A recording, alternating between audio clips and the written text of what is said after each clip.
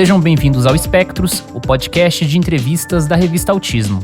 Meu nome é Thiago Abreu e sou jornalista. Assim como um espectro de cores é formado por muitos tons, é impossível resumir alguém apenas pelo que faz. Aqui no Espectros, trazemos as pessoas que constroem a comunidade do autismo no Brasil para saber mais sobre estes indivíduos, além da história, seja familiar, profissional ou pessoal com diagnóstico.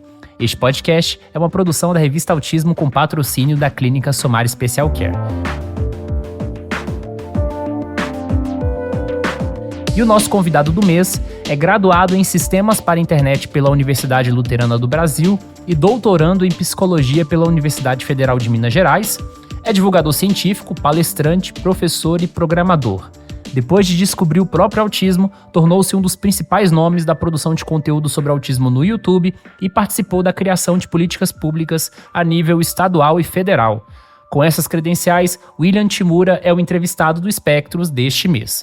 William, muito obrigado por ter topado aqui o nosso convite para falar sobre vários aspectos em relação à sua trajetória e também às suas perspectivas. Falei aqui um pouco sobre o seu currículo, mas do ponto de vista pessoal, quem é o William Timura? E aí, Thiago, que bom estar aqui nesse formato diferente, né? É sempre, né, complicado falar sobre quem é o William além das credenciais, apesar de que eu sou particularmente um crítico, né, disso, dessa ideia de que, poxa, a sociedade resume as pessoas na função delas, né? Uma primeira coisa que vem, que eu acho que é muito pessoal minha, assim, né, que vem em mente, é pensar em jogos. Eu sou um cara que gosta muito de jogos, sempre gostei muito desde criança, jogos digitais principalmente, RPG. Jogos fazem parte da minha rotina, sempre fizeram, né, na verdade. Eu sempre, meio que naturalmente, vi a vida, as relações, as interações sociais, assim, sob a lente de jogos digitais, né? Então, eu diria que eu sou muito curioso sobre fenômenos complexos relacionados a comportamento, antes mais relacionados a comportamento dos jogos, né? E quando as pessoas ali jogavam e tal, eu pensava, poxa, o que fazia uma pessoa ter medo enquanto joga? O que faz uma pessoa gostar de continuar jogando um jogo mesmo ela estressada?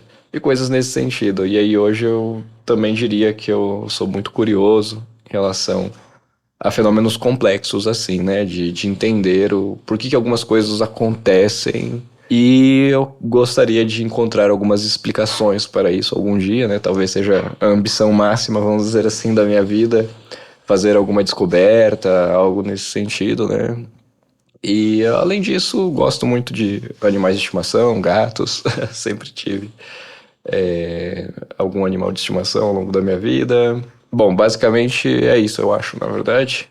Agora, também, por conta da minha esposa, eu diria que é uma grande parte relevante da minha vida, né? A gente discute muito, gosto muito de conversar, de trocar ideias, coisas nesse sentido, né? Então eu diria que o William é essa pessoa que sempre está, assim, encontrando algo novo muito relacionado a outras pessoas, na verdade, né? Então, mães de autismo, pais de autismo, por exemplo, alguma coisa que aparece e aí eu tento ajudar, genuinamente me apego ao problema e a solucioná-lo. Coisas nesse sentido, isso faz parte do dinamismo da minha rotina faz muitos anos agora, desde que eu me juntei à comunidade do autismo, e isso tem sido um norte, né, vamos dizer assim, para minha vida. Tem algo da sua infância que talvez eu acho que você já falou muito sobre autismo, né, na verdade, em relação à sua infância. E aí eu quero trazer um outro ponto da discussão de que você faz parte de uma minoria no Brasil, assim, né, que hoje a gente classifica ali no IBGE como pessoas amarelas, né?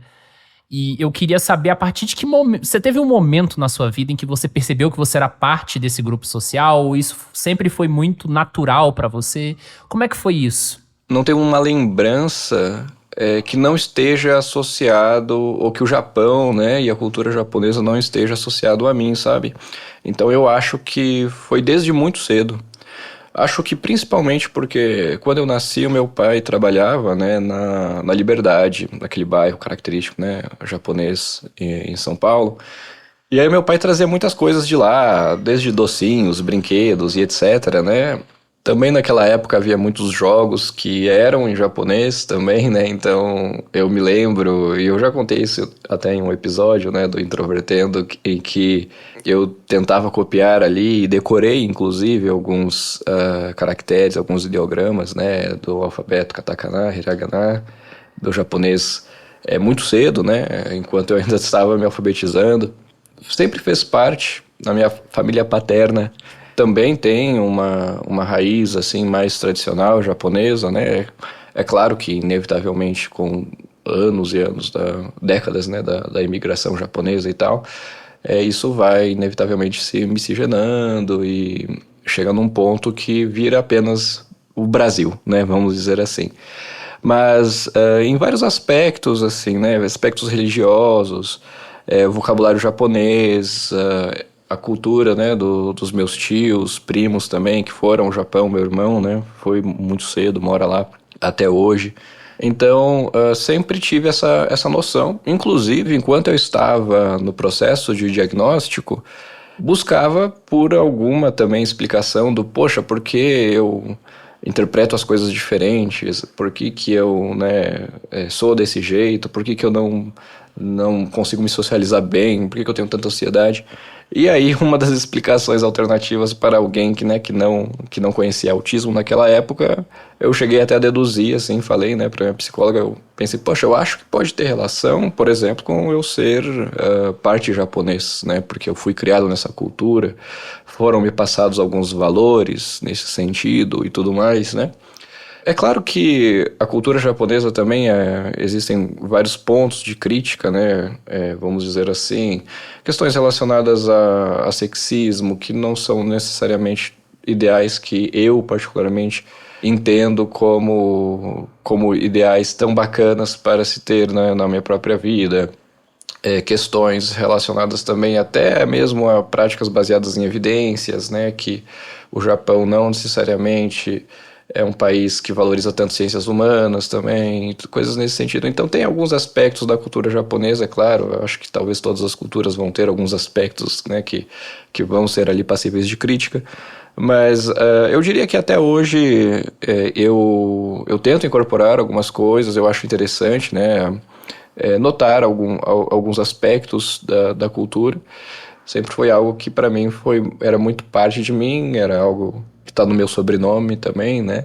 Mas que inevitavelmente eu sou, sim, brasileiro, né? Um brasileiro, parte japonesa, vamos dizer assim, né? É interessante que quando você fala também sobre as suas origens e toda essa construção que você teve na sua vida também, que tá muito relacionada à sua família, eu também faço referência à própria década de 2000, que, como nós somos da mesma faixa etária, tem componentes ali que são muito importantes, e você já falou do seu interesse por interfaces digitais, e hoje você, em parte, é lembrado também por meio do seu canal do YouTube sobre autismo.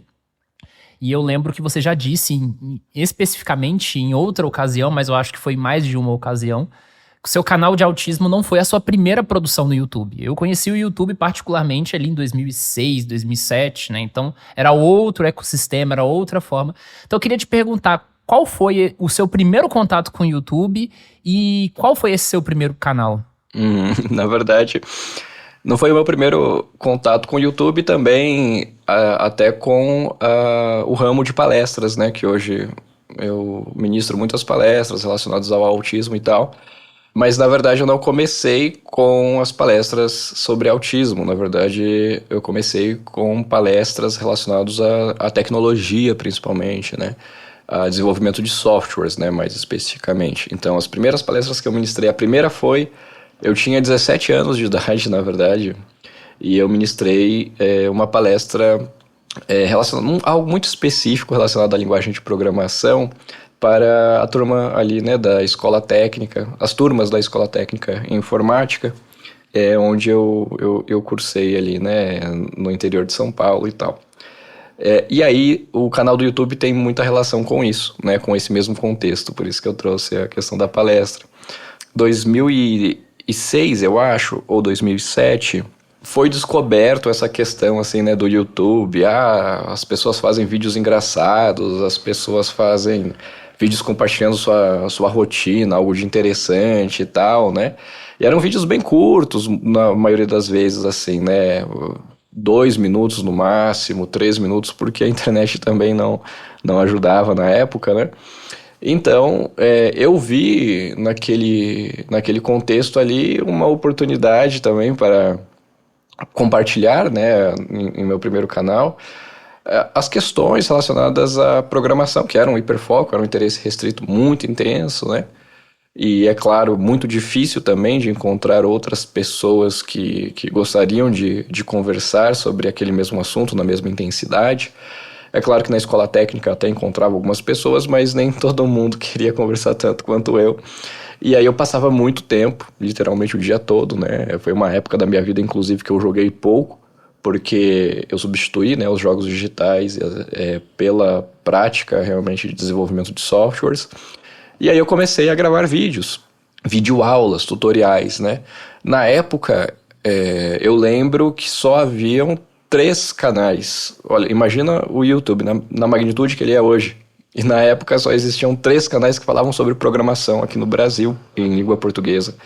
Então, eu me juntei a eles e comecei a fazer, né, videoaulas, videotutoriais ali, gravando, é claro, em um aparato bem amador, eram videoaulas curtinhas, porque no máximo poderia ter até 6 minutos ali de upload no YouTube. Quem era parceiro do YouTube poderia fazer até 10 minutos na época. E então eu lembro que eu gravei mais ou menos 250 aulas, mais ou menos esse número.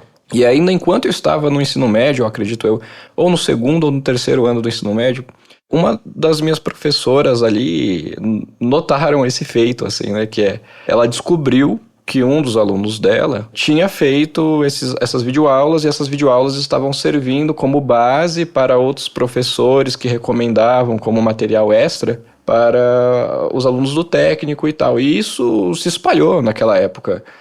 Tanto é que eu tenho contatos até hoje, na verdade, de pessoas da escola técnica, de escolas técnicas do Ceará, do Rio Grande do Sul, Rio de Janeiro, e assim vai, né? Realmente eu fui, assim, da primeira geração de YouTubers, né? A tal ponto que eu era parceiro do YouTube na época, e o próprio YouTube, que não era Google antes, né? Me chamou para um evento em São Paulo, na época ia ter Felipe Neto, PC Siqueira, o Iberê, o Vagazoides, né, na época. Só que eu não tinha 18 anos de idade ainda, então eu fiquei naquela, né, poxa, como é que eu vou, como que eu não posso viajar sozinho, né, era em São Paulo, capital, e aí eu acabei não indo, mas eu ainda guardo até hoje, né, o convite do primeiro evento de YouTubers aqui, né, do Brasil, que eu fui convidado naquela época. Então começou assim, né, a minha trajetória. Aí depois disso, é claro, aí o canal entrou em desuso, eu não atualizei mais e tal. É uma parte que, querendo ou não, impactou, sim, né, na carreira de algumas pessoas até que vieram me falar e tal. Mas hoje em dia realmente acabei voltando muito mais para o autismo, né, e divulgação científica e tal, que é realmente algo que acabou prendendo mais minha atenção hoje do que o desenvolvimento de softwares em si, apesar disso também fazer parte, né, da minha atuação profissional até hoje. Eu queria saber se no momento que você recebe o diagnóstico de autismo e você começa a fazer parte da comunidade, você já acompanhava esse cenário, né, de autismo no YouTube, ou você, tipo, não era ligado no que rolava? Não era ligado a nada, assim. Eu acho que algo muito característico do autismo na minha vida é que eu sempre fui, entre aspas, atrasado nas trends, né, vamos dizer assim, até nas habilidades, na aquisição de habilidades, né, em relação aos meus pares, né, cronológicos. Então, por exemplo, eu demorei muito tempo para entender como que ler poderia ser prazeroso, né, tipo assim, as pessoas falam, poxa, você lê, aí você viaja na história e tal, e etc. Até hoje eu não tenho isso, na verdade, mas pelo menos eu consigo entender. Teve vários marcos na minha vida, né, que tiveram relação com isso. Agora, teve a questão política também, né, que aí as pessoas estavam discutindo esquerda, direita, tal, e etc. Eu demorei muito tempo também para me aprofundar nisso, entender, então isso que é direita, isso que é esquerda, esses que são os partidos X ou Y. E da mesma maneira, também demorei para entender que existiam transtornos existiam pessoas com deficiência, existia uma discussão sobre isso, existia um movimento de ativismo, o que é ativismo e tal, né? Eu aprendi principalmente nos Estados Unidos, né? Quando eu tive o meu primeiro intercâmbio, aliás, meu segundo intercâmbio, que foi pelo programa Ciências Sem Fronteiras, em 2013, 2014. E aí lá se discutia muito, né? Eu estudei na Califórnia, né? Que é um estado muito progressista, e ali se discutia muito. Então foi um período da minha vida que eu desenvolvi muitas percepções, muitas ideias, habilidades sociais e etc. E ali que eu posso dizer que eu tive um contato mais aprofundado com essas questões de, poxa, então o mundo globalizado funciona assim, então essas são as pautas políticas que a população se reúne para tentar promover mudanças na sociedade e tal. E ironicamente foi mais nesse cenário dos Estados Unidos, eu acho que principalmente porque, dado que nós éramos brasileiros, havia um pressuposto de que, bom, esses alunos aqui, eles não entendem muito da cultura americana, da Califórnia também e tal, então vamos ensiná-los formalmente, né? Então aí nessa oportunidade eu tive ali instruções mais diretas, explicações mais claras de como as coisas aconteciam de uma maneira operacionalizada. E aí quando eu voltei pro Brasil, eu tentei generalizar essa mesma coisa, né? Que é, poxa, eu entendi muito sobre a história, a cultura dos Estados Unidos, da Califórnia, os movimentos sociais, pautas identitárias, né? Agora, como que funciona no Brasil? Como está acontecendo no Brasil? E aí eu passei a estudar mais, a entender mais, a me inserir mais, né? Mas o autismo ainda era algo que eu estava atrasado nesse sentido, mesmo porque é um transtorno complexo e difícil de se entender. Ironicamente, eu já havia estudado análise do comportamento na época, já havia estudado Skinner, os princípios básicos e tudo mais, né? Mas eu não associava nada com autismo. Eu não associava nada só com os jogos, né? Só com aquela questão, aquela curiosidade relacionada a comportamento durante as pessoas jogarem e tal. Sabia um pouquinho de psicologia cognitiva também, porque eu estudei isso nos Estados Unidos. Fiz uma disciplina ali de Psychology 101, né? E então eu sabia mais ou menos o básico, né? Que também foi meu primeiro contato com psicologia, né? Nos Estados Unidos e tal. Quando veio a hipótese diagnóstica, foi como uma surpresa, porque eu não tinha nenhum repertório, não tinha nenhuma ideia de que autismo se diagnosticava assim e que possivelmente poderia ser diagnosticado para mim. Desde aquele dia eu não parei mais de estudar, ali realmente foram dias e noites bem intensas, aprofundadas nesse tema, né? Relacionando o autismo possivelmente ao meu comportamento, à minha infância e tudo mais, e aí as coisas começaram a se encaixar de uma maneira que nunca tinha se encaixado antes, né? E o que veio primeiro, as palestras sobre autismo ou o seu canal no YouTube sobre autismo? Sinceramente, eu não consigo me recordar. A primeira palestra marcante tem relação com o Lucelmo, porque eu já tinha o diagnóstico, né? Ou pelo menos já estava em processo de diagnóstico, no final dele. E aí no processo final ali, né, do diagnóstico, só faltava a última, né? Reunião da devolutiva e tal. Aí eu comecei a me juntar a esses grupos de WhatsApp. A princípio eu só observava, eu não falava nada porque eu tinha muito receio de, poxa, vai que, sei lá, um diagnóstico me mostra que eu tô errado, né? Depois que foi formalizado, né, vamos dizer assim, o diagnóstico, aí eu passei a interagir com esses grupos. E quando eu passei a interagir, aí eu falei assim, poxa, eu sou autista, fui diagnosticado de fato na vida adulta, tal, etc. Aí vieram uma enxurrada de dúvidas. Só que eram dúvidas, assim, muito práticas, muitas vezes, assim, tipo, poxa, como que eu faço pro meu filho aprender a escovar os dentes? Como que eu faço o desfraude e tal? E por mais que eu tinha estudado já análise do comportamento, eu não tinha estudado a vertente aplicada para o autismo na época. E, na verdade, eu ainda estava muito cru em relação a isso, né? Eu sabia que poderia ser usado e tal, mas aí eu não me arriscava a responder essas perguntas. Eu sempre explicava, né? Eu explicava a relação dos comportamentos relacionados às características do autismo. Por que aquele comportamento poderia ser algo interpretado ou não como característico do autismo. Então aí nesse sentido, como eu já havia estudado bastante transtorno, já tinha consumido muito conteúdo, principalmente em inglês também, né, que eu gosto bastante de acessar conteúdo em inglês, aí eu conseguia fazer essas relações e explicar, mas eu não conseguia trazer dicas práticas, né, porque isso envolve um estudo relacionado mais à educação, à psicologia, sei lá, fonoaudiologia, até análise do comportamento, né, que não propriamente é uma área por si só acadêmica, né, aqui no Brasil. E aí, é claro, ao longo do tempo eu estudei isso. Hoje em dia, obviamente, consigo dar essas dicas, essas estratégias, principalmente muito relacionadas à tecnologia, mas naquela época não. Então eu sempre tentava, assim, né, me abster, e eu sempre consegui fazer isso, né, deixava muito claro que eu não podia ter essa irresponsabilidade de trazer dicas práticas para cada caso ali, sendo que haviam profissionais fazendo isso. Mas, de qualquer maneira, essas explicações foram viralizando, assim.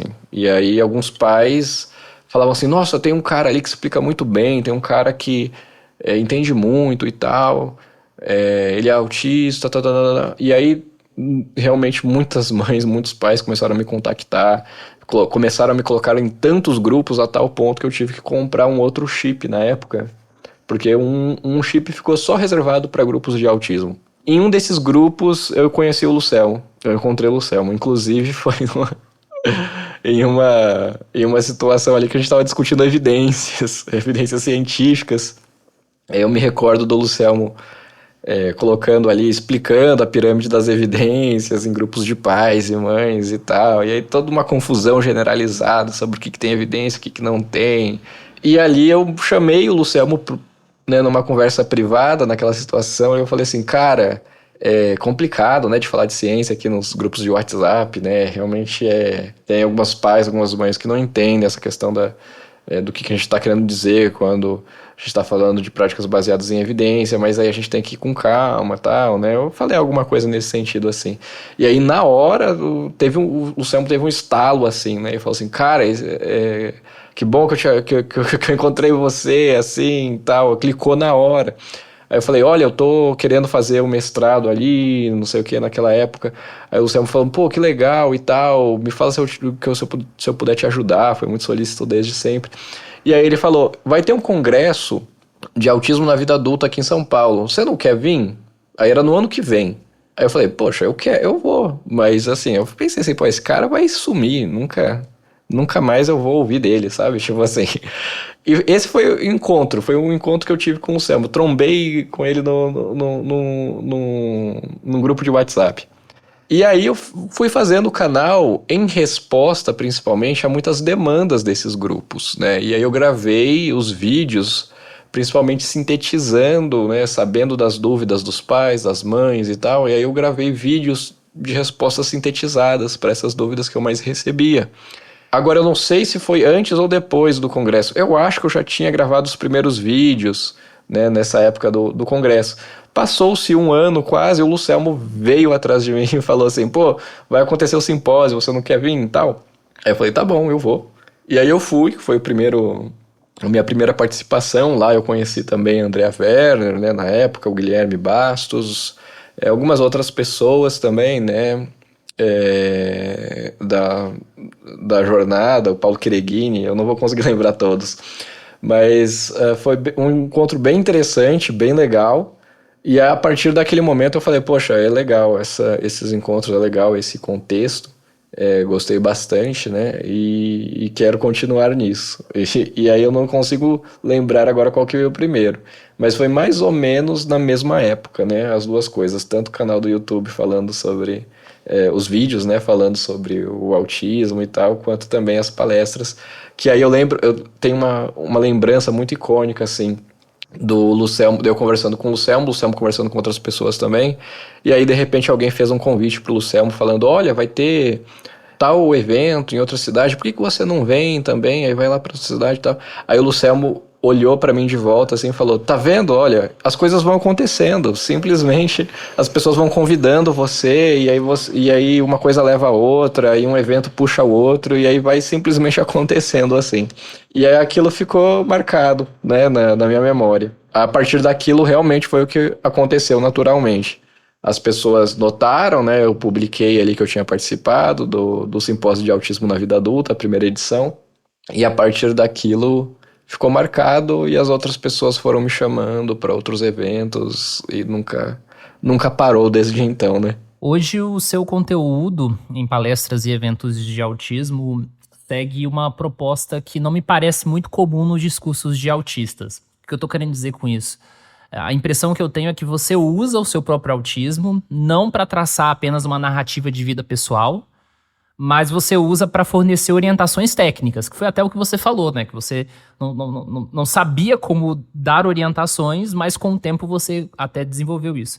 Eu queria entender se no formato da palestra em si, já que você começou a ser palestrante um pouco depois, se isso já era claro para você, essa necessidade, quando você se tornou um palestrante, ou se esse estilo seu, essa sua forma de falar sobre autismo, ela se consolidou mais com os anos e com as suas práticas. Porque isso não é muito comum que eu vejo nas falas, né, de pessoas Sim. socialmente identificadas enquanto autistas. Sim. Na verdade, eu noto isso de fato, eu tive uma percepção diferente. A minha percepção sobre o meu diagnóstico foi algo nesse sentido assim de, cara, olha como a ciência é maravilhosa, porque eu nasci com uma condição e eu não consegui perceber isso, eu não conseguia definir isso, e eu provavelmente passaria a minha vida inteira tentando definir, somente definir o que seria isso, e eu não conseguiria se não fosse a ciência, os manuais estatísticos, né, e tudo mais.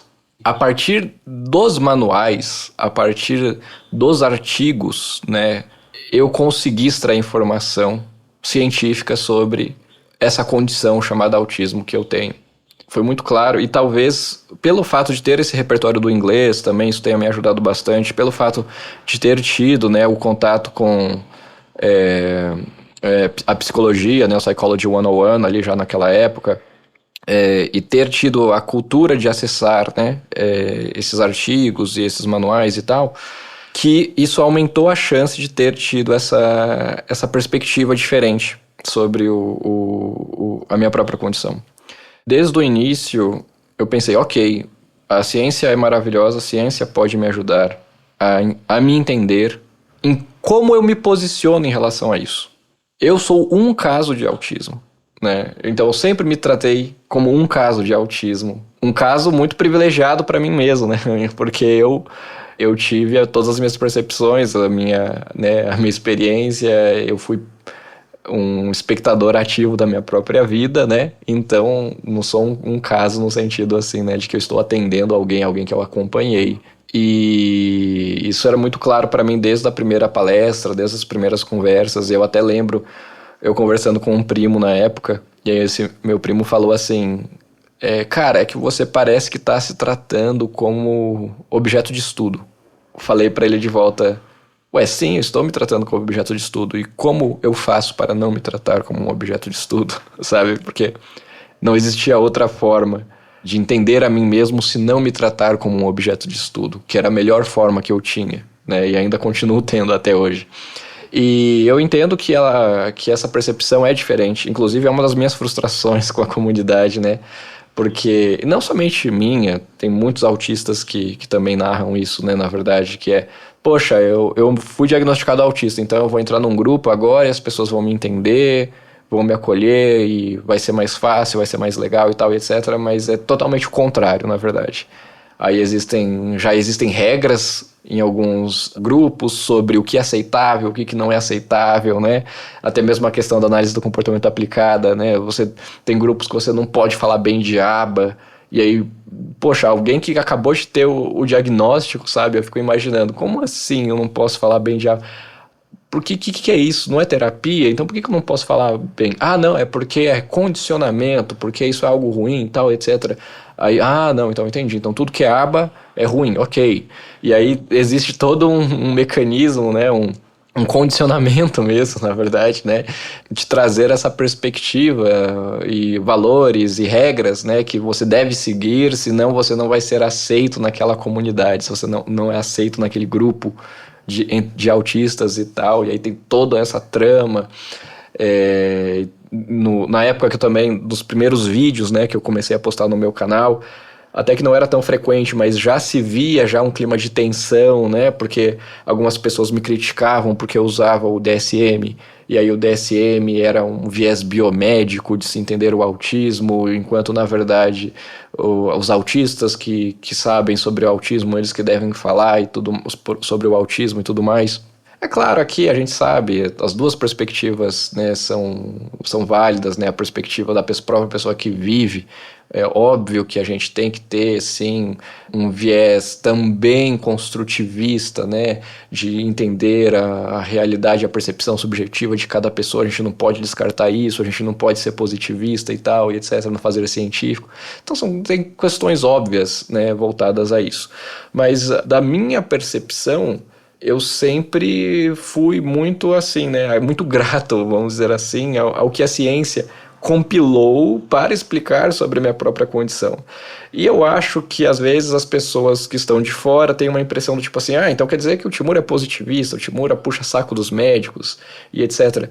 Mas na verdade eu acho que quando a gente não tem método, quando a gente não tem poder estatístico, né, as ferramentas estatísticas e científicas de se entender fenômenos tão complexos quanto o autismo é, né, que é uma condição extremamente complexa de se operacionalizar, de se definir, de se entender, e enfim, a gente vai ficar andando em círculos sempre, a gente vai ficar transmutando o que é o autismo, o que não é, e se vê até hoje, na verdade, principalmente nas redes sociais, você vê termos que não necessariamente são tão acurados, por exemplo, o tal do meltdown, por exemplo, né, que a gente herdou, aqui o Brasil herdou esse termo para o contexto brasileiro, que na minha opinião, né, em particular, causa mais dificuldade em se comunicar do que realmente facilidades, porque o meltdown lá nos Estados Unidos, pelo menos já existia um significado para esse termo, né, fora do âmbito do autismo. Aqui no Brasil a gente está pegando uma palavra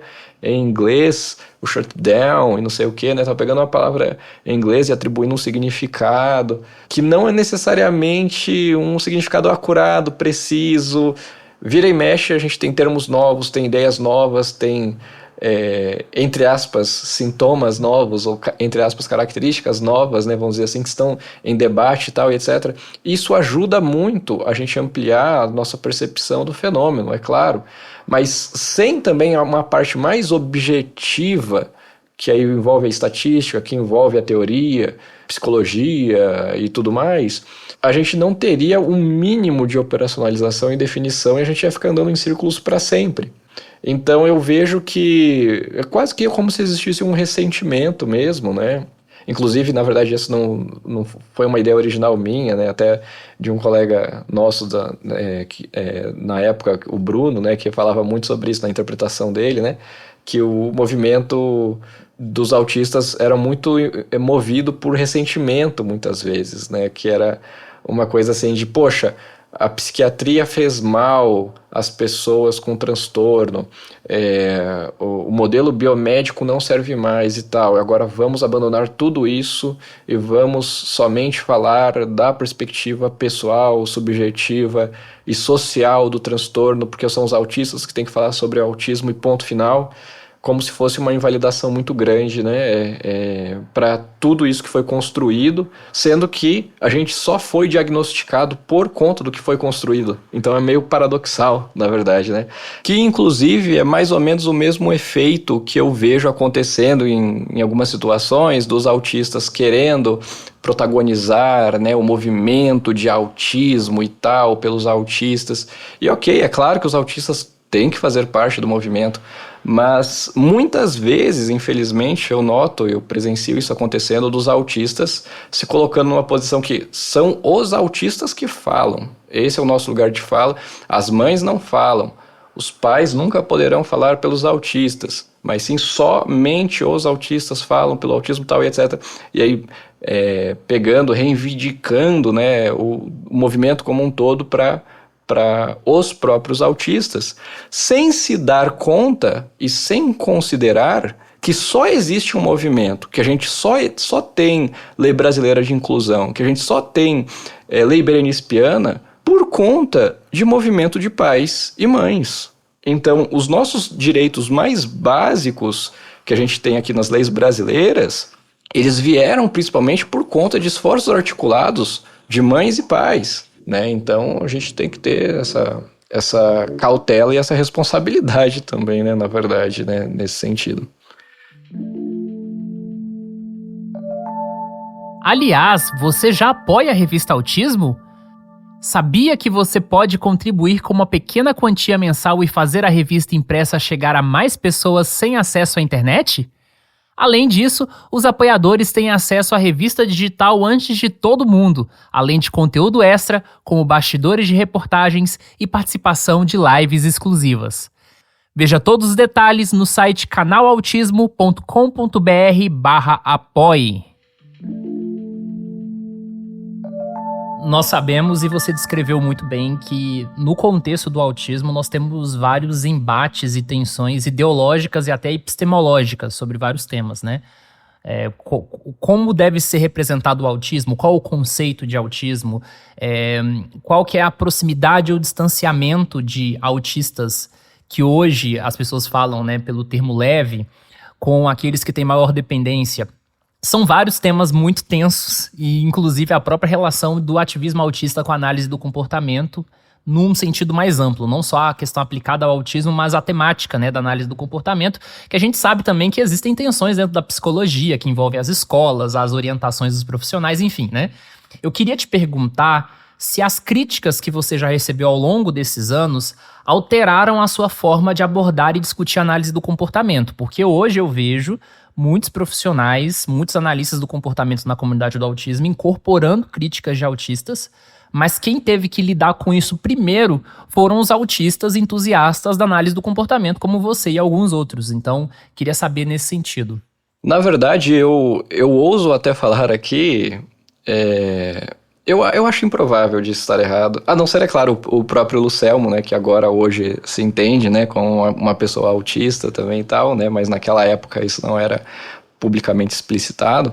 Mas eu ouso falar que eu fui talvez o primeiro aqui no Brasil a falar sobre análise do comportamento aplicada de uma forma mais pública, né, de uma forma em palestras, em eventos, no meu próprio perfil do Instagram, no YouTube também, né? Apesar de que eu fiz muito menos conteúdo de análise do comportamento do que eu gostaria de ter feito, mas eu fiz. Então eu diria que eu fui talvez o mais icônico nesse sentido assim de ser um autista entusiasta, né, da análise do comportamento. E eu lembro que eu sofri muitas críticas assim a um nível desumano mesmo, eu diria. Ironicamente, principalmente, né, partindo daqueles que faziam parte de associações que defendiam supostamente, né, os direitos dos autistas, que defendiam o protagonismo dos autistas e tal. Mas na prática acaba sendo assim, né? Não, a gente vai defender os direitos dos autistas desde que os autistas falem o que a gente gostaria que eles falassem. Mas aí eu recebi muitas críticas, eu lembro até uma das icônicas, assim, marcantes, né, que me compararam com Fernando Holliday do autismo, né, no sentido de que Fernando Holliday naquela época era uma pessoa muito ligada, assim, à ideia de que, poxa, ele é um negro e ele fala sobre coisas relacionadas a diminuir a importância de falar sobre racismo, a ir contra pautas raciais e tudo mais, né? Então seria tipo assim, Fernando Holliday é um negro que fala que racismo é frescura, vamos dizer assim, né, entre aspas.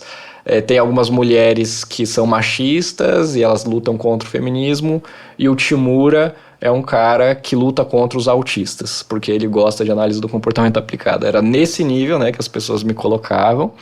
Uma coisa que acontecia muito era pessoas que me mandavam prints de grupos, de outros grupos de WhatsApp, de grupos de Facebook e tal, e etc., de pessoas me xingando mesmo, me ofendendo, assim, até beirando ameaças. Não que eu nunca sofri ameaças, na verdade já sofri muitas ameaças anônimas e tal, e etc., né? Então eu acabei provocando, sim, somente pelo fato de defender a análise do comportamento aplicada também. Até hoje, na verdade, um perfil de um autista famoso até aí, que defende essas pautas de neurodiversidade e tudo mais, e etc. Ele veio simplesmente no meu perfil e recuperou um story ali, né, no Instagram ali, mais antigo, e simplesmente me chamou de eugenista, assim, de graça. E aí eu fico me questionando, poxa, será que as pessoas, as mães e os pais e os autistas que estão acompanhando essa pessoa e dando fama para ela e dando likes e fazendo ela crescer, será que eles realmente entendem que essa pessoa, ela tem essa ideia, né, de ativamente agredir as outras pessoas, assim, né, de ativamente chamar alguém de algo tão pesado quanto eugenista? Felizmente, muitos autistas hoje, depois de anos, né, desses primeiros conflitos, depois de anos, têm revisado as suas opiniões sobre análise do comportamento aplicada. Olha, não era bem assim. Calma aí, pode trazer benefício mesmo. Calma aí, então tem muito mais a ver com o profissional ser ético e não com a ciência. E assim vai, né? Então as pessoas vão... Eu vejo hoje já uma movimentação maior. É claro que ainda são poucos, mas comparado com a época que eu comecei, que era basicamente somente eu, publicamente, eu lembro até, inclusive, de um momento icônico do tio Faso, né? Que ele ficou ali numa situação em que as pessoas cobravam que ele fosse publicamente contra a análise do comportamento aplicada, enquanto ele ainda estava assim, poxa, peraí, um assunto complexo, eu não sei se isso é bom, se não é, como assim? Eu tenho que estudar primeiro. Por ele não ter sido contra, ele acabou criando inimizade, né, sem querer ali.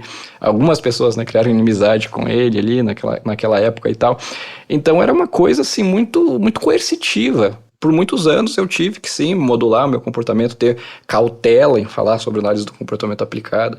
Tanto é que esse é um dos motivos do fato de eu não ter postado tanto sobre análise do comportamento aplicado quanto eu gostaria de ter postado, porque é muito desgastante. Até hoje, infelizmente, eu nunca li uma crítica de análise do comportamento aplicada que era conceitualmente coerente, que fazia sentido, que demonstrava que a pessoa pelo menos leu e entendeu o que é análise do comportamento aplicado, o básico.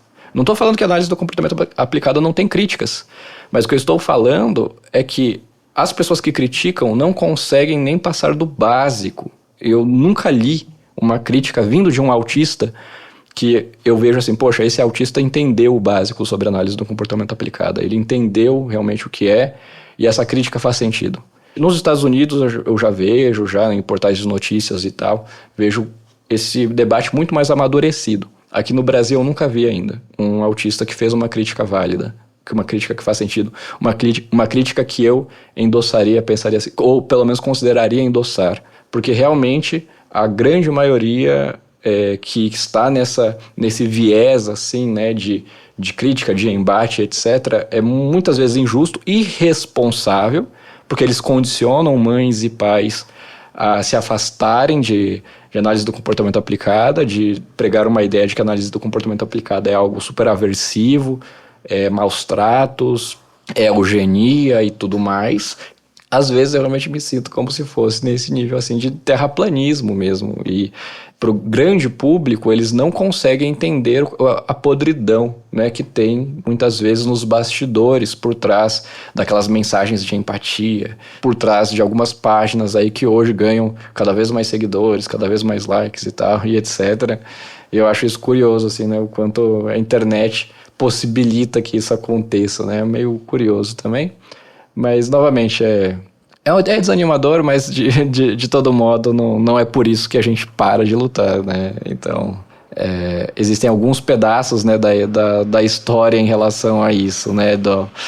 O meu vídeo, por exemplo, e aquele episódio, né? Precisamos falar sobre autistas excludentes, do Introvertendo. Eu acho que são dois pedaços de produção de conteúdo que refletem um pouco, né, sobre os bastidores ofensivos, né, e tóxicos da comunidade. Alguns dos entrevistados que já passaram aqui no Espectro são profissionais e também tem os profissionais que já se questionaram a possibilidade de serem autistas. Você até citou alguns nomes, né?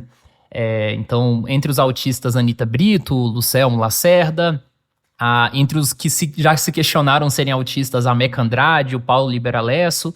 No caso deles, a imagem pública que eles têm construída geralmente é de apenas profissionais. Então, eu não vejo a experiência pessoal com o autismo ser uma espécie de cartão de visita. E quando isso é uma possibilidade, eles costumam rejeitar, como o próprio caso do Lucelmo falou publicamente aqui no podcast. Você já entrou nessa seara do autismo classificado e publicamente reconhecido como autista. Então, nesse sentido, você acha que a sua atuação ela é afetada positivamente ou negativamente em comparação a essas pessoas que seguiram um caminho diferente do seu? Ela certamente é afetada. Existem pontos bons e pontos ruins, né? E eu acho que muito depende do contexto mesmo, né? Um ponto bom, a Academia do Autismo, né? Foi uma parte marcante ali da minha vida. Porque, como eu disse, quando eu passei a produzir conteúdo, eu não tinha nenhuma fonte de renda que fosse. E a Academia do Autismo foi um dos primeiros pontos que pensou assim, poxa, a primeira instituição, né, que olhou para mim e falou assim, poxa, esse cara aqui, né, ele está produzindo, é um autista produzindo sobre autismo, mas ele também produz de uma forma científica, tudo mais e tal. E aí vamos endossar ele, vamos dar um patrocínio para ele e tal, coisas nesse sentido. Isso depois de um ano já que eu já estava produzindo conteúdo, né? Algumas pessoas até falam assim, porque o Timura fala de aba porque ele ganha dinheiro e tal, e etc. Gente, eu só me endividei desde que eu, né, passei a falar sobre análise do comportamento aplicada e passei a falar sobre autismo. O fato de ser autista, querendo ou não, não posso dizer que não chamou a atenção dessa instituição, né? Não dá para dizer que eu não chamei a atenção pelo fato de ser um autista falando, por exemplo, bem de análise do comportamento aplicada, entre aspas, bem, né?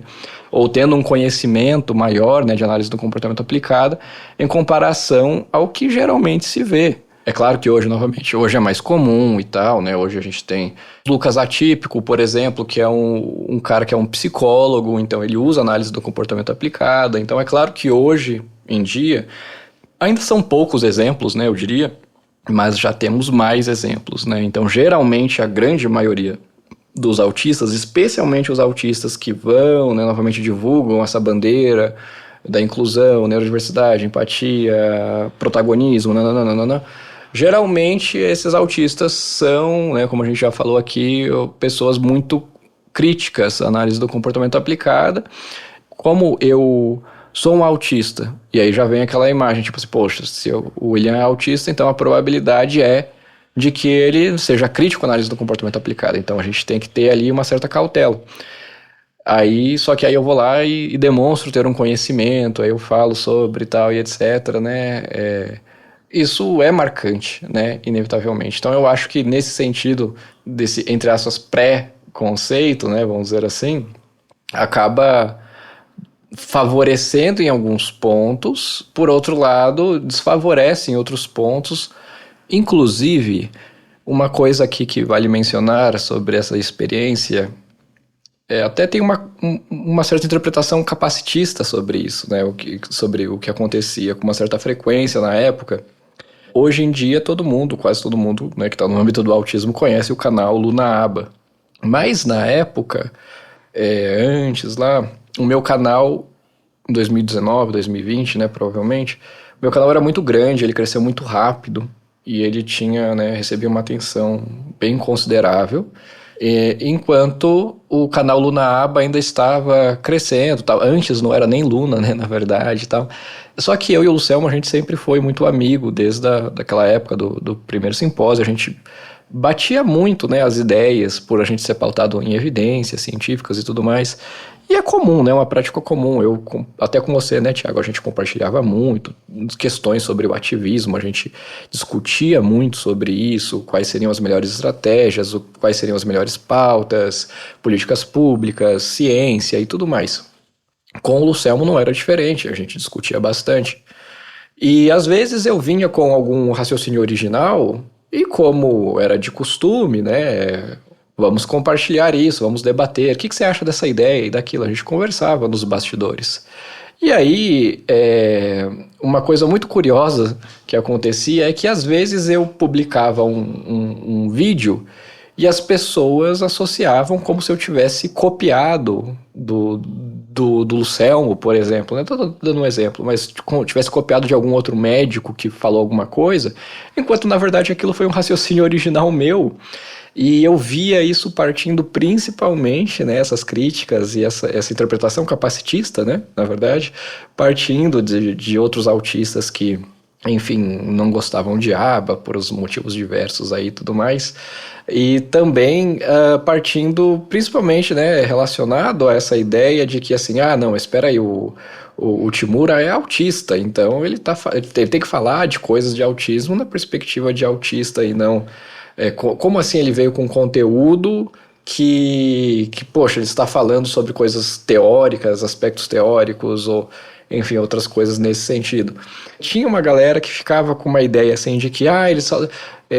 olha que bonitinho, ele tá copiando, tá tentando imitar as outras pessoas, sabe? Ou senão outras pessoas falando assim, olha lá o Timura, como ele é o Fernando Holliday do autismo, ele tá sendo manipulado pelos médicos, ele tá sendo, sei lá, manipulado pelo Lucel, ou enfim, sabe? Umas coisas nesse sentido assim.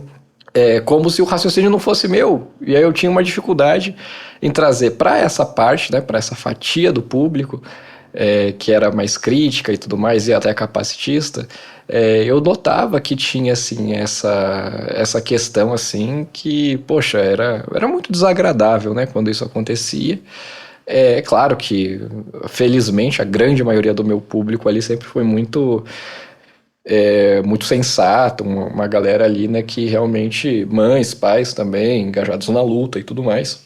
Mas certamente também teve esse efeito, e isso acontecia com uma frequência bem considerável, na verdade, antes, né, que eram as pessoas, pelo fato de ser autista e também, possivelmente, pelo fato de parecer mais novo, né, e tudo mais, algumas pessoas interpretando que eu não poderia não teria feito aquele raciocínio por mim mesmo sobre a política pública tal, sobre análise do comportamento aplicada, sobre algum artigo científico, enfim, eu deveria estar imitando alguém, eu deveria estar replicando o raciocínio de alguém, sendo que na verdade o raciocínio original era meu e às vezes eu mesmo replicava e passava esse raciocínio original para outras pessoas, alguns insights ou enfim, e pelo fato da gente pensar, né, de uma forma muito semelhante, de termos valores semelhantes, né, neste quesito de pautar em evidências, então a gente publica também, em alguns pontos a gente vai publicar de formas semelhantes.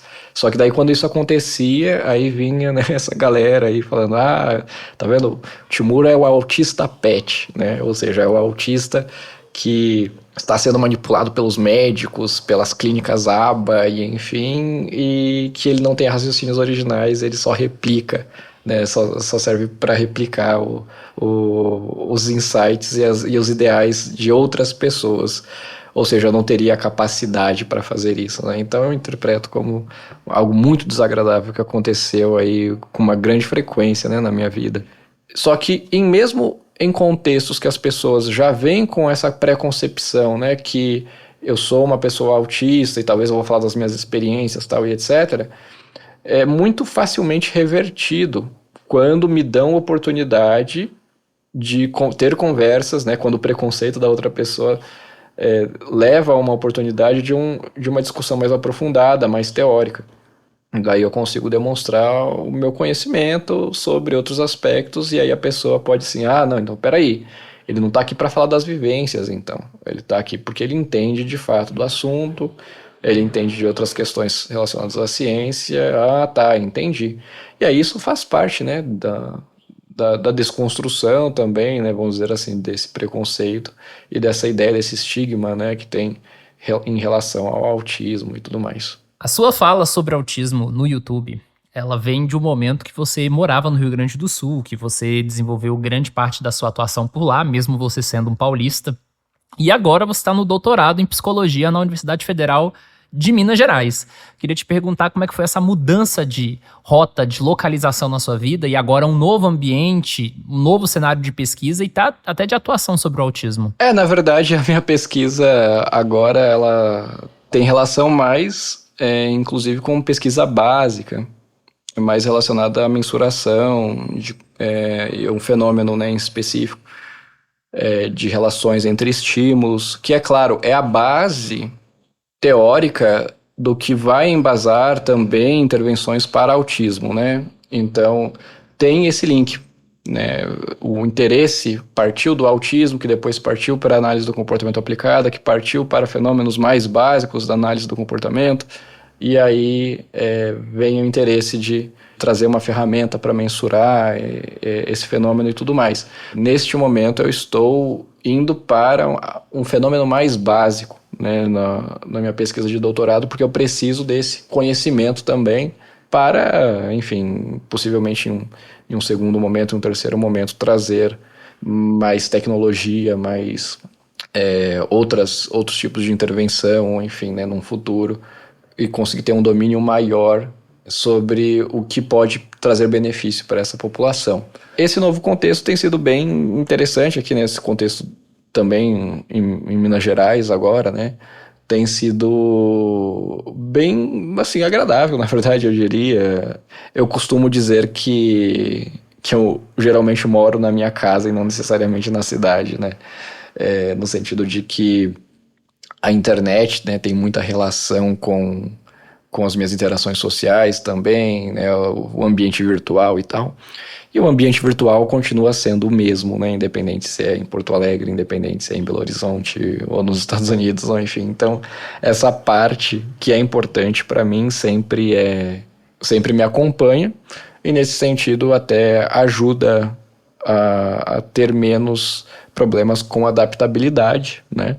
E aqui, em especial, por conta do convívio, né, com a minha esposa, a Germana, que ela, inclusive, está no doutorado comigo, né, ela é fonoaudióloga também. Enfim, a gente está nesse âmbito de pesquisa, de discussão, fala sobre aspectos teóricos todos os dias, né, então, nesse sentido, tem sido muito, muito agradável, muito satisfatório, vamos dizer assim, né. E como eu disse, né, eu moro aqui em casa e aqui em casa a gente tem um ao outro, a gente discute muito, conversa muito. Tem sido bem bacana de poder interagir com outros pesquisadores também, né, e agora mais diretamente linkado, né, à análise do comportamento, mais diretamente linkado à teoria das molduras relacionais. E outros pesquisadores e outros contextos de debate que tem mais a ver com o núcleo duro, realmente teórico, né, da ciência, e não necessariamente tanto diretamente a ver com o autismo. Isso de nenhuma forma quer dizer que eu perdi meu interesse em autismo, pelo contrário, né, novamente foi isso que me trouxe até aqui, mas tem sido muito produtivo, muito interessante, muito empolgante, assim, né? Principalmente ter que estudar conceitos novos, principalmente estatística, por exemplo, é algo que eu tenho estudado muito forte desde o ano passado, né? Para trazer um repertório maior também de metodologia científica e tudo mais. Então, tem sido bem positivo, né, em geral. Além de conversar com a Germana, o que mais você gosta de fazer nas horas vagas, já que a gente falou aqui tanto sobre a sua atividade profissional e agora mais pessoalmente? Jogar, ler, brincar com os gatos. É basicamente isso, na verdade. Então, sou uma pessoa, eu diria, bem simples nesse sentido, assim, né? Gosto também de resolver problemas em geral, né?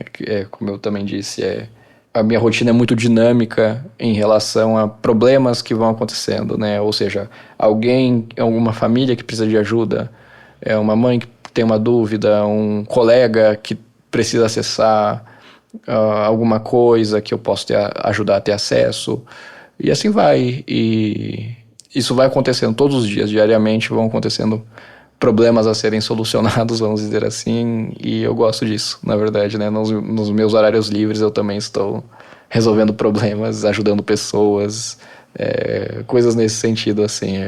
Eu acho que eu tenho a felicidade de ter uma rede de amigos muito boa, assim, né, hoje em dia. Quando eu preciso de ajuda, eu posso contar com eles. Quando eles precisam de ajuda, frequentemente as pessoas lembram de mim também. E aí eu ajudo elas de volta. E o próprio ato de ajudar por si só, né, o próprio ato de resolver o problema por si só, já é reforçador para mim. Aí quando você pode ter uma consequência que é ter trazido benefício para alguém que você gosta, um amigo, uma amiga, né, um colega de pesquisa, uma mãe, um pai de autista. Então, isso é bem prazeroso. Eu gosto muito de fazer isso. Eu sei que você é bastante relacionado com uma galera que produz conteúdo na internet fora do autismo, sobretudo alguns gamers e streamers. Você enxerga diferenças na forma como eles produzem conteúdo em comparação aos produtores da comunidade do autismo? Inclusive, tem muita relação com aquela pergunta que você falou, né, sobre o fato de ser autista como se fosse um cartão de visita para mim. E aí muitos principalmente dos que estão ouvindo o episódio de podcast agora, né, neste momento, eles me conhecem, né, muito provavelmente dessa linha, né, do autismo. O Timura é um autista que fala sobre autismo, que pesquisa autismo e tudo mais. O Timura, como pessoa, é alguém que gosta de jogos e, naturalmente, também é um cara que conhece outras pessoas que produzem conteúdo que não tem nenhuma relação com o autismo. E aí, interagindo naturalmente com esses criadores de conteúdo, eu vejo, assim, né, que na comunidade do autismo a gente preza muito questões mais aprofundadas, filosóficas até quase, sobre o que é normalidade, sobre o que é típico, sobre o que deve ser socialmente aceito e tal. Enquanto na bolha da criação de conteúdo, no mundo dos games, ou enfim, coisas nesse sentido, né, de entretenimento geral, não existe essa preocupação.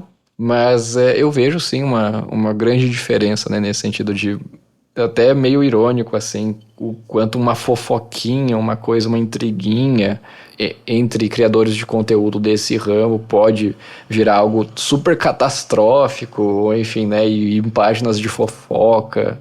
E aí eu contrasto isso com a comunidade do autismo e a gente tá tendo outros tipos de treta relacionados a esse negócio aí de análise do comportamento aplicada e quem tem o lugar de fala e tudo mais, né? Que também tem algumas semelhanças em relação a outras bolhas, em relação a questões identitárias, né? E tudo mais.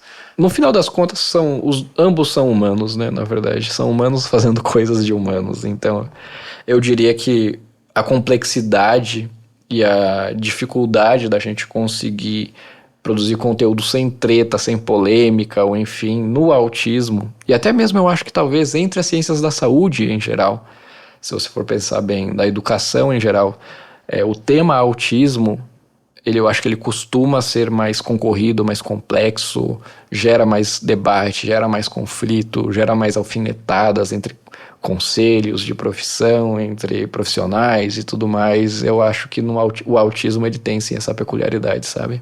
E para fechar esse bloco de perguntas, eu queria saber de você um sonho que você já conseguiu realizar e um que você ainda espera realizar. Um sonho realizado, eu acho que é meio abstrato, mas eu diria que eu encontrei o meu lugar na sociedade, né? Vamos dizer assim. No sentido de que quando eu era criança, quando eu era adolescente, principalmente, né?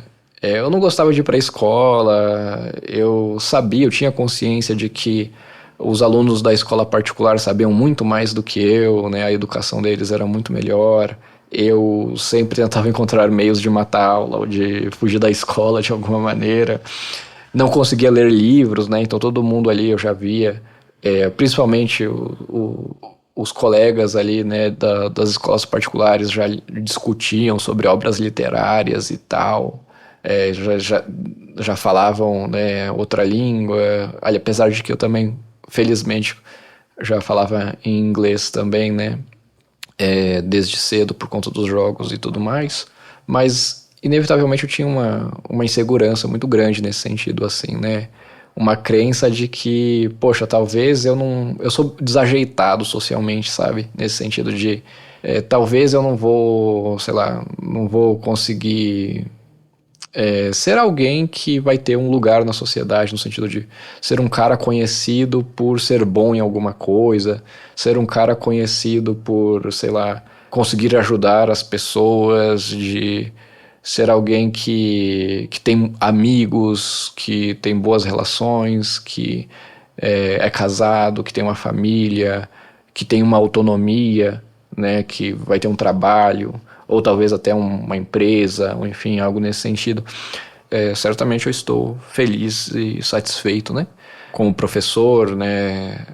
Ali na Academia do Autismo, como um pesquisador, fazendo progresso a cada dia mais, com a bagagem de conhecimento que o autismo me proporcionou e que outras pessoas, né, da rede do autismo também retroalimentaram isso e motivaram, com a minha esposa, com a minha família, que assim não poderia imaginar um melhor cenário também sobre isso, e um sonho que eu ainda gostaria de realizar, talvez dois, eu diria. Um é fazer um jogo, com certeza eu quero desenvolver um jogo algum dia, nem que seja só por hobby. Talvez eu queira fazer algo produtivo para passar uma mensagem, enfim, algo nesse sentido. Não que necessariamente vai ser um sucesso, né? Porque eu não sou conhecido no âmbito dos jogos, né? Então não tenho nem os meios para isso, enfim. Mas eu gostaria de fazer um jogo, desenvolver um jogo assim, né? Que, como eu disse, tem muito a relação com a pessoa William, né? Quem eu sou. Outro sonho é fazer uma descoberta, teorizar algo novo, talvez cientificamente falando, né? Por mais que, de certa maneira, eu estarei fazendo isso, né, no doutorado, porque inevitavelmente o doutorado tem uma natureza original, né, e tudo mais. Mas o que eu quero dizer é mais no sentido assim de realmente encontrar algum fenômeno relevante, talvez assim, muito relevante, né, no sentido de ser uma coisa que possa de fato ajudar, né? É claro que é um sonho bobo, vamos dizer assim, quase bobo de criança. É muito melhor pensar que cada um tem a sua parte na sociedade, a gente se ajuda e todos os pesquisadores se ajudam e a ciência se constrói dessa maneira. E uma grande descoberta não necessariamente é melhor do que 10 outras pequenas descobertas, vamos dizer assim, que se ajudaram, né, para culminar numa teoria e tudo mais. É só um sonho que eu não faria questão de realizá-lo, vamos dizer assim, mas que no fundo é uma certa ambiçãozinha assim, sabe? De tentar ser uma pessoa mais ativa em revolucionar, em ajudar a revolucionar algo que vai ajudar pessoas. Aqui no Espectro, sempre encerramos os nossos episódios com o quadro Bate-Bola, em que eu falo um tema, um termo, e o nosso entrevistado fala algo que seja correspondente àquilo que eu disse. Então vamos lá. Uma palavra que te resume. Operacionalização. Último livro lido. TEDx of Scientific Research, de Murray Sidman. Uma viagem marcante. Certamente Estados Unidos, né? Quando eu fiz o intercâmbio para Califórnia e estudei lá por 1 ano e alguma coisa. Um medo. Medo de não conseguir alcançar um estado de felicidade por algo bobo ou trivial, vamos dizer assim. Por exemplo, falta de dinheiro. Eu acho chato que a gente precise, né, na sociedade, que a gente precisa de dinheiro e tal. E, poxa, a vida parece tão interessante, tão legal e tantas coisas para se desfrutar. E aí, imagina alguém não conseguir desfrutar por causa de algo chamado dinheiro, que o capitalismo, né, que tem a ver com o capitalismo e tudo mais. Então, um defeito. Em meio dessa operacionalização, que foi o termo que eu defini, né, muito característico de quem eu sou, de como eu percebo as coisas, eu vejo que eu posso ser inconveniente, chato, né? Então, acho que seria um defeito. Um jogo. Final Fantasy, com certeza. Apesar de que o jogo que eu mais joguei na vida foi League of Legends, né? Que eu joguei por mais ou menos 10 anos. E aí eu tive que parar porque realmente as demandas da vida adulta não davam mais conta, né? Não tinha como conciliar as duas coisas. Mas eu diria Final Fantasy, porque com certeza foi a série de jogos que mais me impactou ao longo ali da minha infância e adolescência. Uma pessoa que você gostaria de conhecer. Pode ser tanto uma pessoa viva quanto uma pessoa que já se foi. Skinner, com certeza. Um gênero musical. Eu gostava bastante de Taylor Swift. Antes dela se tornar esse fenômeno, na verdade. Hoje eu confesso que eu gosto menos. Gostar de Taylor Swift tem uma conotação muito diferente da época que eu comecei a ouvir ela. lá em 2008, 2007, né, nos primeiros CDs, quando era algo bem country mesmo, né, uma coisa assim, não tinha quase nada de pop. Então eu gostava bastante dela naquela época. Eu não diria um gênero em geral, mas são, né, autores assim. Antes da Taylor Swift, com certeza, Legião Urbana foi a primeira banda que me fez tomar gosto por música, né? Principalmente por influência do meu irmão, né? Que era muito fã da banda. E aí, aleatoriamente, um dia eu comecei a ouvir as músicas do Legião Urbana e eu comecei a gostar de música. Comecei a compreender como música poderia ser prazerosa, né? Então, não direi Taylor Swift, mas direi Legião Urbana. Não é um gênero, mas é uma banda que representa um gênero aí. Um artista que você detesta, musical, no caso. Eu não diria um artista em geral, mas principalmente esses hits virais, bobinhos que viralizam na internet com, às vezes, remix e muitas coisinhas assim, né, artifícios eletrônicos, autotunes e etc.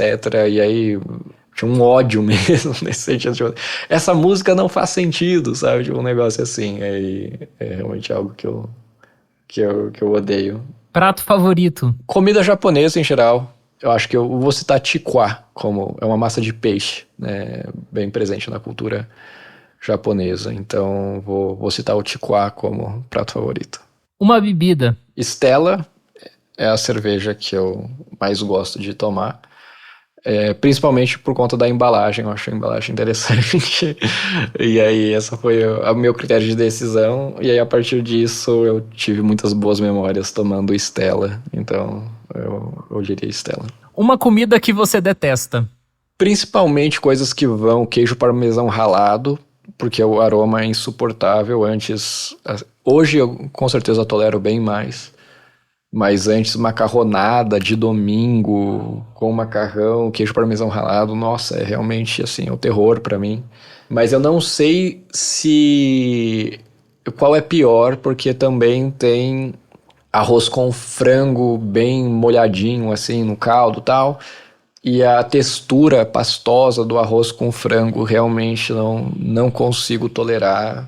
É algo muito difícil, muito aversivo. Só de olhar ou só de lembrar já me traz aqui alguns reflexos, assim, né? De ânsia de vômito e tal. E realmente não gosto dessas duas comidas. Frase favorita? Cientistas são apenas pessoas que entenderam que ser comprometido com a verdade, a honestidade, né? Transparência, a sinceridade, né? Nesse sentido, é melhor sempre. Né? Então, é uma frase do Skinner. Ela está presente no livro Ciência e Comportamento Humano, que inclusive foi o primeiro livro, né, que eu estudei antes do mestrado, ainda na época.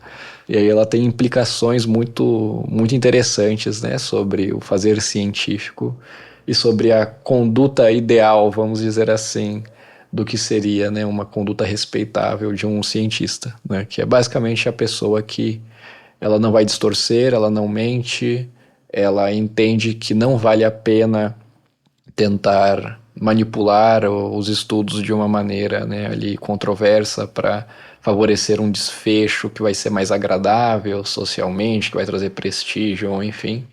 E o cientista é essa pessoa, a pessoa que descobriu que ser honesto e ser comprometido com a verdade sempre é o melhor. William, muito obrigado pela sua participação aqui no Espectros, por compartilhar tantas coisas e tantos debates sobre a comunidade. Então fique à vontade para dar uma mensagem final ou falar algum aspecto que você sente vontade de falar e não teve oportunidade, o espaço é teu. Eu queria agradecer a todas as pessoas aqui que fizeram parte da minha trajetória, né? Foi um papo muito legal e aí eu fui lembrando de vários aspectos da minha trajetória. Infelizmente eu não vou conseguir agradecer a todos e lembrar de todos, né? Mas agradecer em específico o Fábio Coelho também, né? Que é o diretor e sócio da Academia do Autismo, que foi uma pessoa que acreditou muito no meu trabalho também, em mim, acredita até hoje, né? Na verdade. Agradeço a você, Thiago, que me convidou, né, para o Introvertendo. Isso também teve vários outros desdobramentos positivos e a gente conversou muito no âmbito pessoal, né? Se tornou uma ótima amizade e com certeza a gente compartilhou muito, né? Do que foi a trajetória do ativismo e, enfim, de outros, de pesquisa também e de outras questões pessoais, né? Que foi certamente um fruto muito bom, muito produtivo, né? De tudo isso. Apesar dos pesares, né? Apesar de todos os estresses que a gente também passou junto, né? E de tretas da comunidade, enfim. Agradeço bastante ao Thiago Lopes também, né? Que foi meu supervisor, né? Principalmente ali em uma intervenção baseada em modelo Denver, né? Eu fui um aplicador na época. Foi meu primeiro caso e eu aprendi bastante ali, né? Tinha muito essa vontade de ser aplicador, principalmente para conseguir relacionar a teoria com a prática, com a minha própria vivência, né? Também como aplicador, e aquilo foi muito rico. E até hoje, né? Na verdade, eu acompanho casos, participo, né? Claro, com todas as questões relacionadas à ética e tudo mais. Mas aquela foi a minha porta de entrada para ter repertório, né, de intervenção, e o Thiago Lopes foi essa porta de entrada nesse sentido. A Flávia Marçal também, né, que me conectou com várias oportunidades, principalmente relacionadas ao ativismo, em estar em contextos que eu pude sintetizar ali algumas coisas da minha bagagem para realmente contribuir para mudanças nesse âmbito de políticas públicas, né? E de esforço para mudanças reais na sociedade, que ela faz uma trilha gigantesca, né, nesse sentido. Enfim, várias outras pessoas super inspiradoras que eu conheci ao longo da trajetória, a Ana Carolina Sela também, por exemplo. Nossa, eu realmente não vou conseguir lembrar de todo mundo, infelizmente. São muitas pessoas mesmo, assim. Mas eu sou muito grato. E é claro também por toda essa trajetória ter culminado em conhecer a Germana, né, que hoje é minha esposa. E realmente foi a trajetória, assim, né, a frase clichê, né, que a verdadeira trajetória tem relação com as pessoas, as amizades que você faz ao longo do caminho, que essa seria a verdadeira riqueza, né, e eu realmente vejo que é totalmente uma verdade, assim, para o meu caso. Todas essas oportunidades que eu tive de conhecer pessoas incríveis. Isso aqui eu só estou listando do âmbito do autismo, né? Também tem outras pessoas que são incríveis em outros ramos de produção de conteúdo fora do autismo, que eu também tive a oportunidade de conhecer, que fazem um trabalho excelente, maravilhoso, e eu sou muito privilegiado nesse sentido, né?